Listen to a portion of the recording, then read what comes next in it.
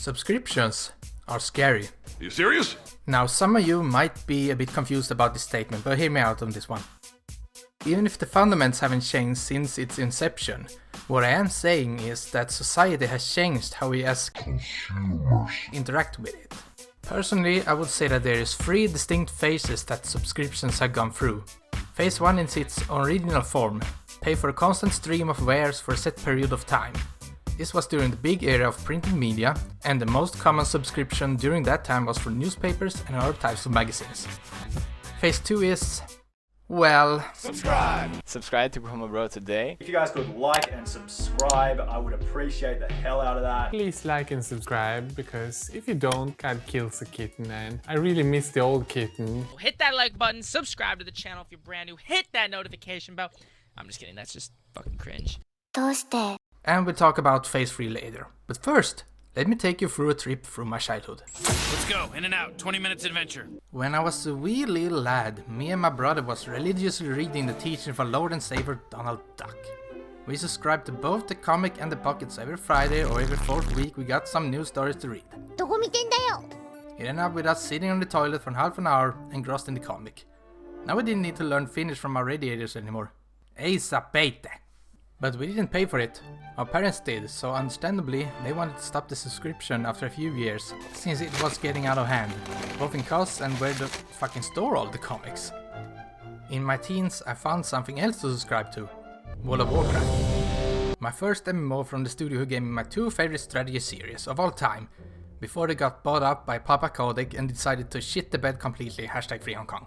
Do you guys not have phones? Yeah. This was before I had a credit card of my own, so naturally I had to go with the prepaid time cards.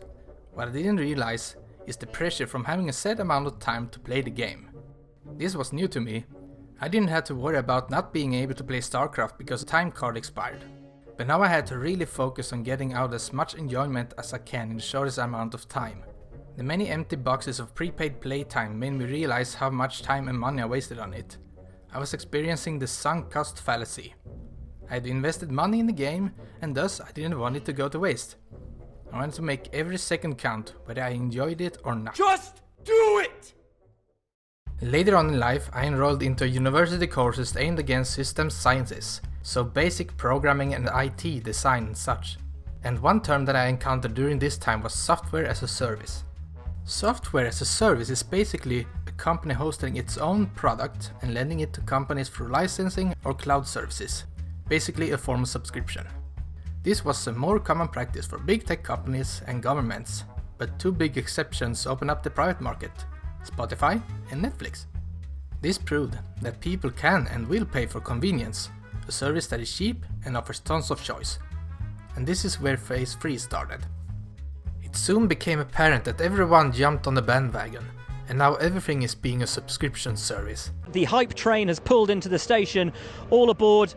Choo choo. Video games, shavers, random plastic tat with anime bullshit in them, and bacon!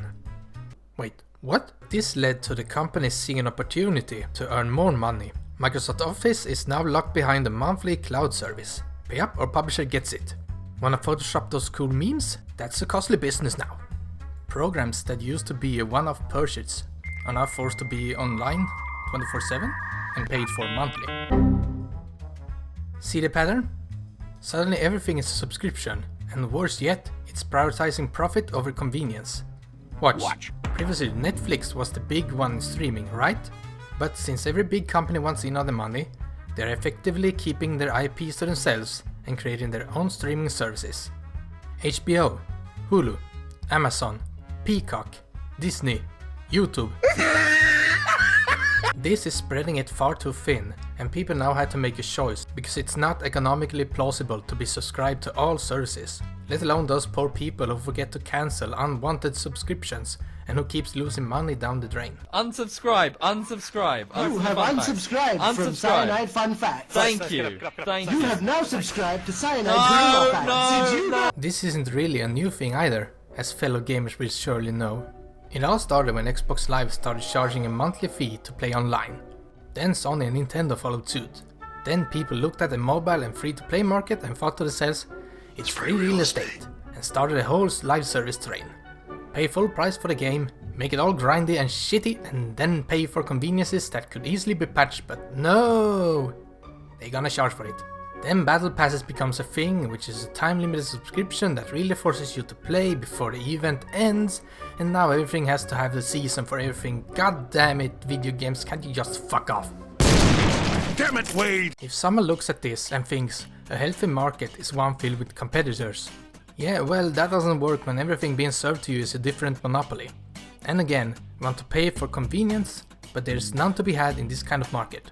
A perfect example of this, The Mandalorian, a new original show set in the Star Wars universe, made by Disney.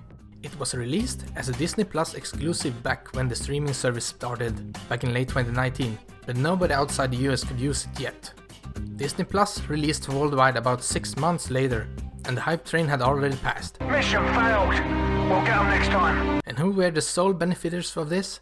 Do what you want, cause a pirate is free. You are a pirate. You're har fiddle-dee-dee. Being a pirate is a rant. Do what you want, cause a pirate is free. You are a pirate. In conclusion, subscriptions are not inherently evil and are actually quite practical. But we later see a pivot into more monopolies than ever before, leaving convenience in the dust, with us consumers eating it with a fork. Trust me, as someone who has tried eating dust with a fork, it's shit. And that is why I'm afraid of subscriptions.